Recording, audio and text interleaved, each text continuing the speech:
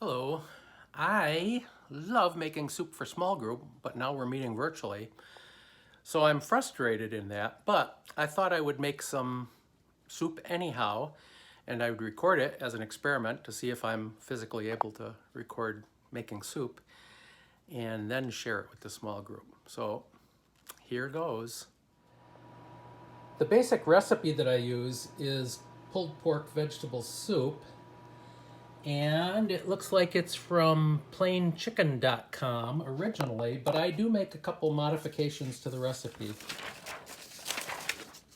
It's a dump, basically a dump recipe, which I really like.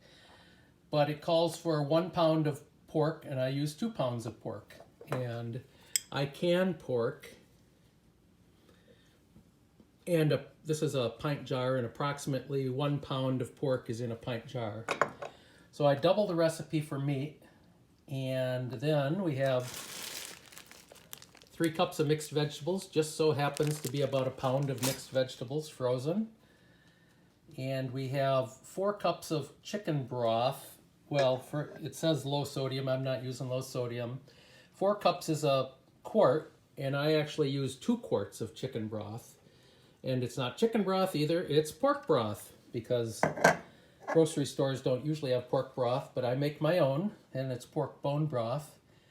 And then we have a can of creamed corn, and we have a can of stewed tomatoes. I'm going out of order on that one. And a can of Rotel. And this is the mild Rotel. If you like your food spicier, get the spicy Rotel. And then it just calls for onion powder and garlic powder and pepper, black pepper.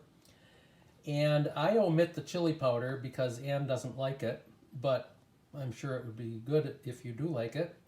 A little bit of salt, and then instead of instant brown rice, I substitute quick barley. And for 1 batch of the recipe, it uses half of this box of quick barley. And partly it's because of the barley that I'm doubling the broth, because the barley soaks it up and expands a little bit, and it would be very glumpy and not liquidy enough like soup if I did not double the broth. So I'm going to open up all of this stuff and literally dump it into the pot, except for the barley. Now the pot, I'm using a Dutch oven, but you could use a regular stock pot or something like that. I use this just because it's got a heavier cast iron bottom to it, and there's a lower likelihood of something sticking. So I'll return when I've got everything opened up to dump in. Okay, I've got the jars open and the frozen vegetables open. So it's literally this complicated to make this soup. I start by pouring in the broth. I can really smell the richness of that broth when I open the jars. And now I'm going to turn on the burner. I don't like to, and I'm going to keep it at a fairly high temperature in order to start out the cooking, because I'm going to bring it up to a boil first. I measured out all of the spices onto a plate, so I can just stick them in all at once. And we have the stewed tomatoes, liquid and all, not chopped up. We have the creamed corn. There's no extra liquid in that inherently. Sorry, the camera is jumping around because it's not on a tripod. I'm just holding it with my hand. We have the Rotel, which is just chilies and tomatoes. And we have the frozen vegetables here, which are all going in. So it's literally dumping it in. And now I'm going to take this pork, including the fat that's in there, which is, it looks like it's a thick layer, but it's really not. It's just around the edges. And it'll add body to the soup. You can also tell there, that was my finger trying to point, covering up the camera lens. Down at the bottom there, underneath where it says wide mouth jar, there's a little gelatinous residue from the cooking of the pork. And that's actually really healthy stuff in there. It's got good protein and vitamins and minerals in there. So I will add that, the entire contents of the jar. But I don't think I can do that with one hand. And so I'll be back in a second having that in, and then I'll stir it up for you. Okay, I got the pork in, and I did not stir it in yet. You can see with the size chunk that it's in, that's just, when I cut it up to can it, it's in slightly larger size chunks, but then it cooks down in the process of canning it.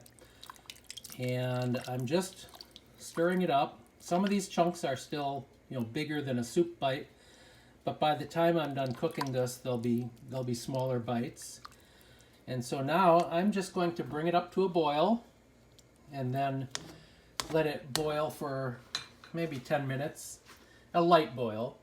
And then I'm going to put the barley in, and I'm going to simmer it for maybe 15 minutes. And at that point it's done. And I may simmer it a longer time. And the longer I simmer it, the barley will expand and expand, and the soup will get thicker and thicker. And then after a couple hours of simmering, or overnight and reheating, then all the flavors will come together, and that's when the soup will be at its best. So, thanks a lot. So it occurs to me that not everybody cans their own pork. So what would you do? How could you make this same dish without having canned your own pork?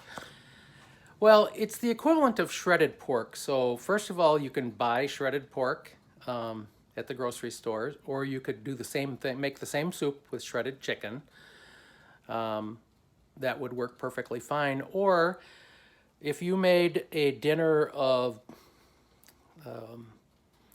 country-style pork ribs and you had leftovers, that meat would be perfect for in here. It's almost exactly the same kind of meat that I have canned anyhow. I can either pork butt or pork shoulder. And by the time you cook that down, it's essentially the same as the country-style rib meat. So all of those would work.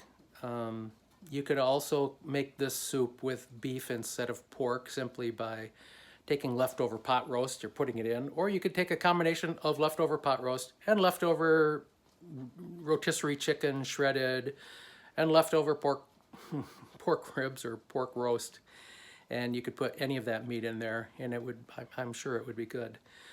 So right now it's just, I pointed the camera at the stove, and you can't see it because the camera's pointing at me. Oh well.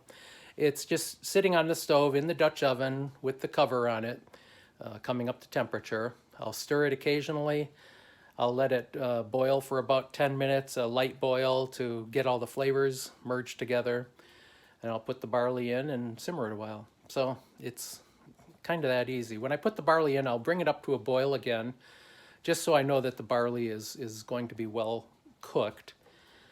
And then the simmering is when the barley will do a lot of its expansion, and it'll soak up some of the broth that's in there. That's why I doubled the broth in the recipe. But then it'll pick up a lot of flavor for that too. So we'll see you later. I just wanted to say that the soup came up to its first boil, and I've turned the temperature down so that it'll still simmer. And I'm going to cover it, not completely, but almost completely, and let it go for 15 minutes. So there's the lid on. You can see that it's not quite on tight, but it's going to be enough to keep the heat in. And I'm going to give it 15 minutes before putting in the barley, which I have gotten ready. That's 1 cup of barley sitting in a bowl. And I put the rest of it in a zip bag, and it's back in the box and back in the cupboard. So I'll see you shortly. Okay, it's simmered a while, and I'm going to put the barley in.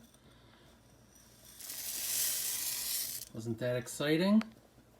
I'll stir it up.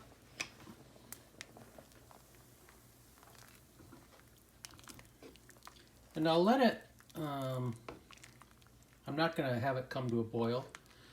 I'm just going to let it continue to simmer. I'm going to shut the lid tight for 10 minutes, and then after that, it's essentially done, although I will let it simmer at the lowest possible setting I have for a while.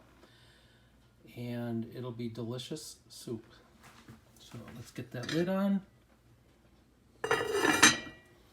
And I'll show you what it looks like when it's done. Okay, much time has elapsed and the soup has cooked. And ooh, I still don't know how to keep my fingers from in front of the camera. Look how thick it's gotten. That barley has really soaked up a lot of juice. So I'm going to dish a very small amount. And I'm going to try not to get too much barley. Oh, there's a little green piece of tomato. And I'll taste it. I'm not going to eat a lot of it because I'm eating keto. And this has corn in it and this has barley in it. Neither of which I should eat. But let's see how it is. Honestly, I should have waited a little bit before tasting this just to let it cool down because I suspect I'm going to burn myself, but we'll see. Oh, you know what? I learned something when I was a kid. I can blow on it and it'll get colder, which is strange because in the winter you can blow on your hands and make them warmer, but with soup you can blow on the soup and make it colder. Mind blown.